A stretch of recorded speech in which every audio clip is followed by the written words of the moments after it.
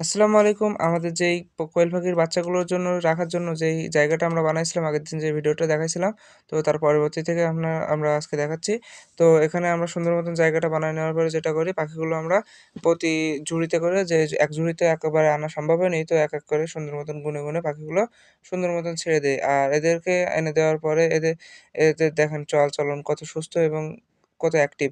তো যাই হোক এদের আজকে এনে দেওয়ার অর্থাৎ যখন আমরা এই বাচ্চাগুলো আনি তখন এদের বয়স ছিল ৯ দিন। আর এই ৯ দিন বয়সী বাচ্চাগুলো মোটামুটি ভালোই গ্রোথ হইছিল। কারণ আমাদের যেই ব্রুডার ঘরটা ছিল একটু ছোট ছিল, তার জন্য গ্রোথ যতটা হওয়ার কথা ছিল ততটা হয়নি। তবে আশা করা যায় এই বড় জায়গা পাওয়ার পরে এরা অনেক সুন্দর গ্রোথে আসবে এরা। তো যাই হোক এদের বয়স আজকে ১০ দিন। আর ওই ওই ভিডিওটা করার পরবর্তীতে আমরা আর ভিডিও করার সময় পাইনি। তো তার জন্য একদিন পরে দেখাচ্ছি।